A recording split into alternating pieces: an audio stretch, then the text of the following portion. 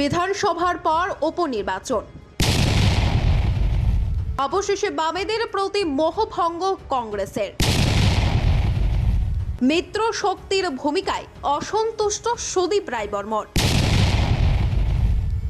কলমে তিনি উগলে দিলেন ক্ষোভের ফোয়ারা।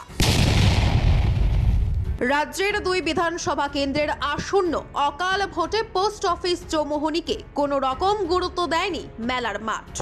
বাম নেতৃত্ব রক্ষা করেনি বিধানসভা নির্বাচনের জোট ধর্ম, বরং ঘুরিয়ে বললে পোস্ট অফিস চৌমুহনীর নেতৃত্বকে তুচ্ছ তাচ্ছিল্য করেছেন মেলার মাঠের দণ্ডমুণ্ডের কর্তারা।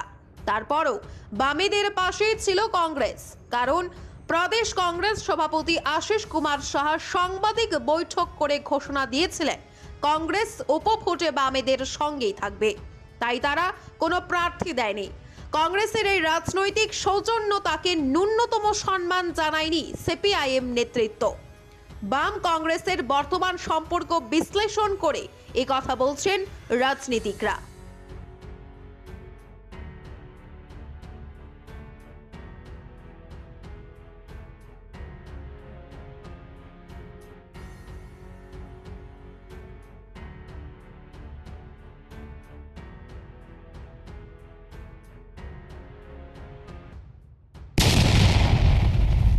উপনির্বাচনে বাম নেতৃত্বের এই ভূমিকায় প্রচন্ড আঘাত পেয়েছে মিত্র শক্তি পোস্ট অফিস চৌমুহনীর দণ্ডমুণ্ডের কর্তারা।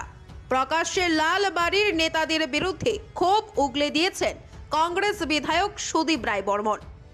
আসন্ন উপনির্বাচনে প্রচার সংক্রান্ত বিষয়ে সাংবাদিকদের এক প্রশ্নের উত্তরে সুদীপ বলেন, ধনপুর ও বক্সনগর কেন্দ্রের উপভোটে প্রচারের জন্য মেলার মাঠ কংগ্রেস নেতৃত্বকে কোনো আমন্ত্রণ জানায়নি। সুদীপ আক্ষেপ করে বলেন, উপনির্বাচনে প্রচারের জন্য বাম নেতৃত্বরাই যথেষ্ট, তাছাড়া রাজ্য নেতৃত্বের কোনো প্রয়োজন হয় না, স্থানীয় নেতৃত্ব দিয়েই প্রচার সেরে নেওয়া যায়। উপনির্বাচনে প্রদেশ কংগ্রেস প্রচারে যাবে কি বাম প্রার্থীর সমর্থনে? এটা নিয়ে তো আমাদেরকে বামপন্থী বন্ধুরা বলেনও নি। আমার মনে হয় তারাও ওখানে সেলফ সাফিসিয়েন্ট, কাজে আমরা আমাদের কর্মীরা অলরেডি ওখানে যে সিদ্ধান্ত আমরা নিয়েছি, উপনির্বাচন রাজ্য নেতৃত্ব যাওয়ার কোনো লাগে না। ওখানে জেলা কংগ্রেস সভাপতি সহ জেলার নেতৃত্ব রয়েছেন, ওনারা যা যা করার করবেন। প্রকারান্তে সুদীপ তার বক্তব্যের মাধ্যমে লজ্জায় ফেলে দিয়েছেন বাম নেতাদের, কারণ সিপিআইএম এর রাজ্য নেতারা প্রচারের জন্য হুমড়ি খেয়ে পড়েছেন ধনপুর বক্সনগরে, অথচ মিত্র শক্তি কংগ্রেস নেতাদের প্রচারের জন্য কোনো আমন্ত্রণই জানায়নি। এ বিষয়টি মেনে নিতে পারেনি কংগ্রেস নেতৃত্ব, তাতেই ক্ষোভ প্রকাশ করেছেন সুদীপ। রাজনীতিকরা বলছেন, উপভোটে কংগ্রেসের সঙ্গে ছলনা করেছে সিপিআইএম।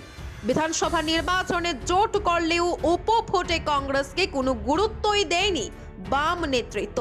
তারা ভালো করেই জানেন ধনপুর ও বক্সনগরে কংগ্রেসের শক্তি একেবারেই নগণ্য, তাই মিত্র শক্তিকে পাত্তাই দেয়নি বাম নেতৃত্ব।